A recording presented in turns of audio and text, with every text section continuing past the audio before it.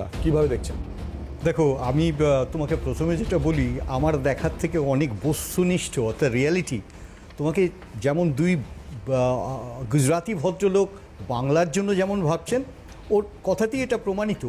রাজীব গান্ধী 1985 সালে যে রেকর্ডটা করেছিলেন with with with AGP Assam Gana Parishad, আমরা সকলেই জানি তাতে আমরা লস করেছিলাম, হিতেশ্বর শইকিয়ার গভর্নমেন্টটা পড়ে গেছিল। অর্থাৎ স্যাক্রিফাইসের যদি কোনো নমুনা থাকে, সেটা ওই দুই গুজরাটি ভদ্রলোকের থেকে অনেক বেশি রাজীব গান্ধী সেই গভর্নেন্স। আমি তোমাকে দ্বিতীয় প্রসঙ্গে আসছি, 1971, দ্যাট ওয়াজ আ ডিমার্কেশন, যেখান থেকে তার পরবর্তী সময় থেকে আসাম অ্যাকর্ডের মূল গতি তাই ছিল। আমি সে প্রসঙ্গে যাচ্ছি না, কারণ তখন সিএ ছিল না, তখন এনআরসি ছিল না। কিন্তু একটা কথা আমরা বারবার বুঝতে হবে, সেটা হচ্ছে মানুষের কাছে ভ্রান্ত ধারণাটা কোথা থেকে এলো, কিভাবে এলো, এবং 19 লক্ষ ইনফ্যাক্ট ডিটেনশন ক্যাম্পের যে অধিবাসী, তাদের বহু ক্ষেত্রে অত্যাচার অনাচারের সম্মুখীন হতে হলো, এবং তার সিংহভাগ প্রায় 11 লক্ষর ওপরে যারা হিন্দু অধিবাসী, যেখানে আজকে একটা ক্রন্দনরত তরুণদের ভয়েস বারবার প্রমাণিত হচ্ছে। একটা জিনিস কিন্তু বুঝতে হবে যে ডিটেনশন ক্যাম্প আসামে সবথেকে যদি বেশি ভুক্তভোগী কেউ হয়ে থাকে বাই নাম্বারস, সংখ্যাতত্ত্বের দিক থেকেও, এবং অত্যাচার তো সন্দেহ নেই, সেটা কিন্তু মূলত হিন্দু অধিবাসী, সংখ্যক অনেক বেশি। দ্বিতীয় প্রসঙ্গ, বেশিরভাগই তার মধ্যে বাংলাভাষী। এখন প্রশ্নটা হচ্ছে যে সিএ এবং এনআরসিকে গুলিয়ে ফেলবেন না, দুটোই তো এক। দুটো অ্যাক্টের পাশাপাশি একটা জিনিস দেখতে হবে, একটা অ্যাক্ট তাকে ডিটেন করছে, তাকে আইডেন্টিফাই করছে কারা বাইরের, আর একটা অ্যাক্ট এখানে তারা থাকতে পারে এবং কী কী রেজলিউশনে থাকতে পারে। প্রথম ঘটনাটাই হচ্ছে তোমার যারা বাইরে, এই বাইরের ক্ষেত্রে যাদের পুশ ব্যাক করতে হবে, এই পুশ ব্যাক করতে হবে বিভিন্ন ধারণা সারা ভারতবর্ষে এই মুহূর্তে ছড়িয়ে আছে। শিলাদিত্য, আমি একটা কথা পরিষ্কারভাবে বলছি, আমাকে বিস্তারিত কিছু বলবার নেই। আমি বারবার যেটা বুঝতে পারছি যে সারা বাংলা জুড়ে আমরা যে প্রসঙ্গটা বিহারে তুলছি, আমরা সেই প্রসঙ্গটা এখানেও তুলছি। বিশেষত কেন তুলি, বিহারে একটা প্রশ্ন এসে দাঁড়ালো যে বহু বাংলাদেশি নেপাল বর্ডার হয়ে ঢুকে পড়েছে বিহারে এবং ইউপিতে। আমরা জানি একটা ব্যাপক বর্ডার লাইন আছে with Bihar and UP with Nepal, এবং সেই বাংলাদেশিরা ওখান থেকে ঢুকেছে। আর আমার রাজ্যে সরাসরিভাবে বাংলাদেশিদের সাথে বর্ডারই আছে। অ্যাজ ইউ নো, বর্ডার লাইনটা যারা গার্ড করে তাদের নাম কিন্তু বিএসএফ, বর্ডার সিকিউরিটি ফোর্স।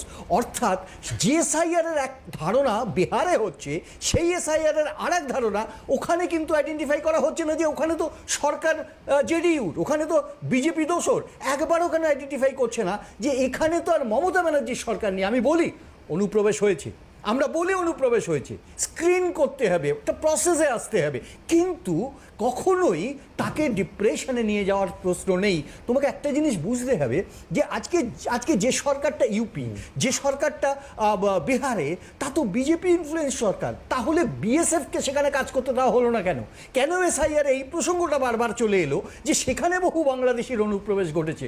তাহলে বুঝতে হবে যে শুধুমাত্র রাজনীতি করবার উদ্দেশ্যে যে দুই গুজরাটি ভদ্রলোকের কথা বলছেন, সেই দুই গুজরাটি ভদ্রলোকের থেকে অনেক বড় কাজ করেছেন রাজীব গান্ধী। কিন্তু থাকে একেবারে শুরুতে তোমাকে যেটা বলি, আমি তরুণের প্রশ্নের একটা উত্তরও দেব না, সে 55 বছরের তরুণ হোক বা 75 বছরের বৃদ্ধ।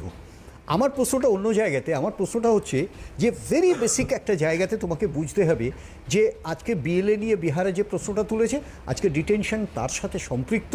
আজকে আমরা প্রশ্নটা আসামকে তুলেছি, তুমি এখানে আলাদা করতে পারবে না। অর্থাৎ এসআইআরের যে মুভমেন্টটা ইন বিহার, পশ্চিমবাংলায় এসআইআর প্রবাবিলিটি, এবং তার সাথে আসামের ডিটেনশন ক্যাম্প এবং তার রেজাল্ট, যেহেতু তুমি তাকে ঘিরে এই প্রশ্নটা তুললে, এই তিনটেকে তুমি যদি পাশাপাশি রাখো, তুমি একটা রেজাল্ট পাবে, ইনফ্যাক্ট সাম স্টোরিজ পাবে। আমি একদম শুরুতে একটা কথা বলি, a wise politician must not be, I mean political always. তাকে বারবার একটা জিনিস দেখতে হবে যে এর পলিটিক্সের বাইরেও আর কি দিক আছে। তোমাকে যদি আমি একটা পরিষ্কার কথা বলি, তোমার ভোটিং রাইট, তুমি একটা ইলেক্ট টু গভর্নমেন্ট, এই এক্সারসাইজ অফ ফান্ডামেন্টাল রাইটসের প্রথম অধ্যায়টা ছিল মহারাষ্ট্রের নির্বাচনের পর আমরা মানে সরাসরিভাবে 1,02,55,000 একটা লিস্ট আমরা দিয়েছিলাম নির্বাচন কমিশনকে। সেই নির্বাচন কমিশন তাতে কোনো অ্যাকশন করেননি, তখন এসআইআর প্রশ্ন ছিল না। তার পরবর্তী সময় আমরা হরিয়ানা নির্বাচনের পরবর্তী সময় কিন্তু আমরা এটা করেছিলাম, যেখানে আমরা কোনো রিয়াকশন পাইনি। আজকে একটা ব্যাপক মুভমেন্ট তৈরি হয়েছে। আজকে দেখলাম মাননীয় বিধায়িকা একটা মন্তব্য করলেন, আমরাও যাব ইসিআইয়ের কাছে। ইসিআই তো আপনাদের, আমরা কিভাবে যাব? আর নতুনভাবে যাওয়ার কি আছে? ইসিআইটাই তো আপনাদের। একেবারে মুখপাত্রের ভূমিকা নিচ্ছেন ইসিআই, মানে চিফ ইলেকশন কমিশনার। তো এইরকম একটি জায়গাতে দাঁড়িয়ে এই বিচারটা সাধারণ মানুষের কাছে অন্তত তুলে ধরতে হবে যে এখানে কি কি ঘটনা ঘটছে এবং কিভাবে ঘটছে। আমি এখানে বলে শেষ করছি, তরুণ, খুব বাস্তব, এইখানে দাঁড়িয়ে যখন একটা বিচার হবে, নেতৃত্বের গুণাবলী সবার আগে এবং তার সাথে সত্যানুসন্ধান, এটাও কিন্তু একটা বড় প্রশ্ন। আমি আবারও বলি, ওয়াইজ পলিটিশিয়ান, সেটা 75 বছরের বৃদ্ধ হতে পারেন, 55 বছরের তরুণ হতে পারেন, সেই তারুণ্য এই মুভমেন্টটাকে আসবো তোমার কাছে অবশ্যই, প্লিজ প্লিজ তরুণ আসবো কিন্তু তার